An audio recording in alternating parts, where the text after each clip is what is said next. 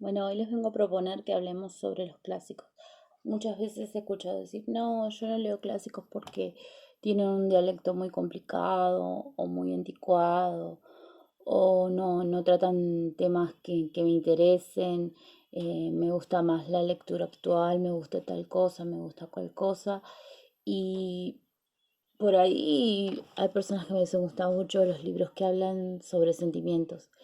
Y yo digo, no te gustan los clásicos, pero te gustan los libros que hablan sobre sentimientos. No, sí, con sobre sentimientos o que tengan un aprendizaje, algo que yo que pueda entender como un aprendizaje. Y les digo, los libros clásicos tienen eso. No, pero no tienen, no sé, no tienen drama o romanticismo. Los libros clásicos tienen romanticismo, tienen terror, tienen aprendizajes, tienen metáforas, tienen todo lo que vos buscas en un libro. Incluso te pueden llegar a sorprender los finales inesperados o esperados o lo trágico de los finales, cosa que hoy en día casi lamentablemente no existe. Hay muchas historias que por ahí se les hace mucho meme, como por ejemplo, qué sé yo, Romeo y Julieta. Romeo y Julieta de William Shakespeare se le hace muchísimo bullying porque dicen, ay, ¿cómo que se mataron? O cómo no se dieron cuenta, o por qué tan trágico, o por qué no tiene otro final. Esas tragicomedias que hoy faltan, ese dramaturgo, eso que hoy falta, lo tienen los clásicos. Eh, William Shakespeare le encantaban los finales tristes, eran trágicos y cómicos a la vez, porque vos decías, no puede ser que después de tanto drama, no puede ser que después de tanto esperar termine así.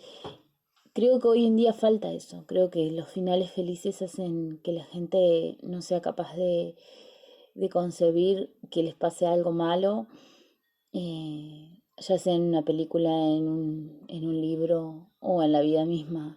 Nos hace un poquito más intolerantes al, y más a la expectativa de decir, bueno, no, ay no, quería que me salga tal cosa y mira, me salió todo mal. O quería que tal libro terminara de tal manera y espero que haya un segundo porque no me gustó cómo terminó. Quiero que termine bien. Esa necesidad de que el libro termine bien es la falta de leer un clásico. En los clásicos generalmente, sobre todo cuando lees clásicos de dramaturgos, no termina nada bien y tenés que aprender a lidiar con que te enamoraste de los personajes y los mataron. Y eso forma parte también de la parte de que nosotros podamos ser un poquito tolerantes y soportar un poquito más el dolor de la muerte de un personaje, que en lo literario el que lee me va a entender. Por ahí nos cuesta un poquito más o un poquito menos, pero si lees clásicos, estas cosas ya te las esperas. Así que bueno, acá vamos. Bueno, el primer libro que yo podría decir que representa mucho, eh, ya sea los temas en ese momento que existían, solo que eran tabú, y los temas actuales. Es el libro de Oscar Wilde, El retrato de Dorian Gray. ¿Por qué? Porque él era un joven muy distinguido en la sociedad, tenía mucho dinero y aparte poseía una juventud y una belleza inigualable. Todo el que lo conocía se quedaba totalmente embelesado con él y no concebían no agradarle. Todo el mundo quería tener algo que ver con él. Él un día conoce a Basil, que es un retratista que le propone hacer un retrato de su belleza. Basil tiene como unos rasgos con tendencias homosexuales en ese momento. Me pareció ver una pizquita, como que estaba demasiado embelesado con este joven y también lo protegía mucho. A lo que aparece Henry, que es un amigo de Basil, y lo lleva, quién diría, por el mal camino, como que si Christian Grey fuera totalmente inocente de todo, cuando en realidad no lo es.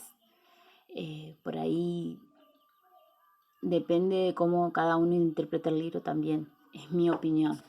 Eh, Me parece que Grey es muy egocéntrico y que tampoco sabe apreciar las buenas oportunidades que tiene en el camino y se centra mucho en obtener una juventud eterna, que es una cosa que mucha gente sigue y que es totalmente ficticio, que es algo que no, imposible de lograr.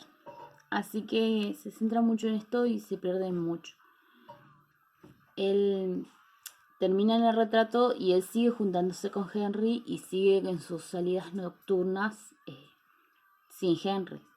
En una de estas salidas nocturnas se va a un bar, no, perdón, se va a un teatro de mala muerte donde la artista es a su ver una hermosa mujer, la cual interpreta muy bien cualquier papel que se le dé.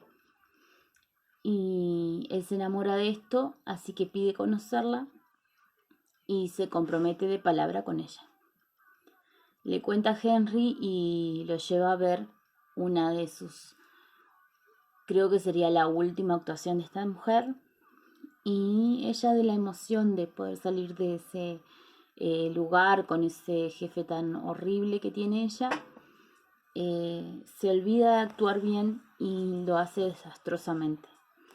Lo que hace que la vanidad de Grey, una vez más, mi opinión, haga que la encuentre totalmente repulsiva y la rechace de una manera muy vil. A todo esto, a esta mujer le pasa algo muy grave y su hermano busca a Grey para vengarse. Grey sigue cometiendo actos moralmente cuestionables a lo largo del camino y pasa algo particular entre los actos que él comete y su retrato. Creo que retrata muy bien lo que es la sociedad en general, como los políticos y los famosos por ahí tienen un cierto privilegio a la hora de cometer algún acto criminal, o cuando cometen algo que es moralmente cuestionable, generalmente, ay no, pero si es rico, ¿para qué va a hacer eso? Ay no, pero si es tan jovencito y tan lindo, mira que va a asesinar a alguien o pegarle a la novia. Siempre cuestionamos porque eh, lo- desde desde la posición de nosotros como que no podemos llegar a entender que alguien que lo tenga todo cometa algún acto delictivo o cuestionalmente, cuestión moralmente cuestionable. Entonces, de ahí parte lo que podemos rescatar de Oscar Wilde en este cuento, una de las partes que podemos rescatar, y está muy bien contado, tiene una historia muy bien relatada, muy bien construida, y aparte tiene tantas metáforas, tantas formas, y su final es tan increíblemente verdadero y ficticio a la vez, que hace que hoy en día sea una obra, un clásico. Es un clásico por todo lo que conlleva el final de su historia, el principio, de principio a fin. Es una historia que te atrapa, que tratas de comprender y que es muy buena a la hora de sacar algo de lo que lees. Yo siempre busco o trato de leer cosas que me dejen algo, que me dejen una enseñanza o que me dejen pensando cosas de la vida cotidiana de uno que uno podría cambiar, que no, qué cosas uno comete y qué cosas no. Es una obra a la que se le puede sacar muchísimo. No les quiero hablar mucho de ella para no hacerle spoiler, pero es uno de los clásicos que vale la pena leer. Bueno, después tenemos a Edgar Allan Poe con El retrato oval. Parece que estoy obsesionada con lo de los retratos, pero no. Eh, es otra historia que también refleja sentimientos, por lo tanto es atemporal. Se trata de un pintor que está muy obsesionado y muy compenetrado con su trabajo, por lo que cuando se casa con su mujer la ignora completamente, se pasa horas y horas pintando. Un día le pide que por favor se deje pintar, ella accede de muy mala gana, solo por el hecho de que lo ama, soporta todos los días dejarse pintar, lo que la va deteriorando, pero ella de nuevo no le dice absolutamente nada, solo sigue dejándose retratar y eso hace que ella se desgaste tanto física como emocionalmente. Creo que es un tema súper actual. Para los dos bandos a veces alguien te gusta muchísimo y no sabes poner límites o no sabes reclamar tu lugar en una relación y se vuelve una relación muy consumidora, muy, eh, como podría decirse, muy no tóxica, sino que un lado da todo y el otro lado solo pide, muy demandante, esa sería la palabra. Y bueno, la historia es básicamente esa, pero está muy bien relatada, muy poética, muy real, muy sentida y creo que vale la pena. También es algo que se lee muy bien y no crean que Edgar Allan Poe solo hacía terror gótico y con palabras rebuscadas. No, porque este cuento no te lo recomendaría si no fuera fácil de leer y si no tuviera una historia fascinante detrás y si no le podrías sacar alguna enseñanza no te lo estaría recomendando. Es una historia muy cortita y muy linda de leer. Así que esos básicamente serían los dos de retratos. Después tendríamos perdón, que se mueve la cámara. Tendríamos a Kafka con La Metamorfosis, es el himno de todos los incomprendidos. Imagínate despertar un día y ser un gigante insecto, y creo que es como se sentía él en la sociedad y te hace sentir la angustia de este joven de no poder salir de la pieza, de estar escondido, de no saber qué es lo que va a pasar con una y cómo llegó a ser lo que era. Y tiene un deje de nostalgia y de incomprensión que otra vez juega con los sentimientos y con las metáforas y con los finales. Y es algo que uno se puede identificar muy fácilmente. Así que de este estilo también tenés a Cortázar. No sé si dije que La Metamorfosis es de Kafka. Tenemos a Cortázar con el Axolotl. Es un cuentito muy lindo. Habla de un humano que se ve yendo al acuario y se ve fascinado por el axolotl, que le ve unas formas tan extrañas que nunca había visto en ningún otro animal y, y se empieza como a fascinar tanto, se empieza como a compenetrar tanto, va tanto tiempo al acuario que no logra discernir la realidad de la ficción ni logra definirse al mismo. También habla de una sensación de ser incomprendido, de una sensación de ser absorbido por una situación que le fascina y también tiene un bichito de protagonista, por así decirlo. Vale muchísimo la pena, así que espero que también le den una oportunidad a Kafka y que le den una oportunidad a Cortázar, porque creo que estas historias no pueden faltar. Más allá de que, por ejemplo, el Axolotl yo lo conocí con un trabajo práctico de la escuela, que nos dijeron que básicamente nos daban como 5 preguntas sobre el cuento y cuando lo termináramos teníamos que dar nuestra opinión sobre el cuento y me quedé fascinada con el cuento. Recuerdo que traté de conseguir la versión del libro y leerlo en la biblioteca porque, bueno, en ese momento no, tal vez era muy chica como para decir, bueno, voy a tratar de conseguirlo en físico, comprarlo en una librería o algo, entonces me manejaba con la biblioteca de la escuela, la cual era muy básica pero tenía muy buenos libros. Ahora, dando, dando vuelta atrás, me doy cuenta que tenía muy buenos libros. Tenía Edgar Allan Poe, tenía Cortázar, tenía Márquez, tenía Agatha Christie, Quiroga. Y bueno, básicamente porque era que leía muchos sus libros, que era mi recurso, era la biblioteca de la escuela, entonces de ahí basé mis gustos, pero después pude llegar a tener otros libros, incluso también en electrónico podés leer un montón de libros, entonces no solo se los recomiendo porque es lo que tenía al alcance y lo que leí, sino porque también los elegí como favoritos a pesar de que he leído muchas otras cosas. Otro clásico que todos deberían leer, Drácula. Drácula es mi favorito, lo leo siempre y tal vez no te deja alguna enseñanza como sí, pero si te gustan los vampiros no puedes decir que no leíste Drácula.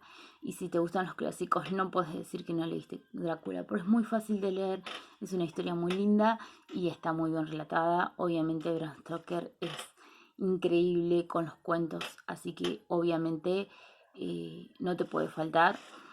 Básicamente cuenta la historia de un abogado que va relatando unas ciertas irregularidades que ve cuando llega a Rumania, a la casa de Drácula, como que no se refleja en los espejos, no parece comer, no parece dormir, al mismo tiempo que se da cuenta de que él está preso en la casa de Drácula y trata de salir y hay tres damiselas, por así decirlo, que no lo dejan salir, intentan seducirlo para que no pueda lograr recordar que quiere salir.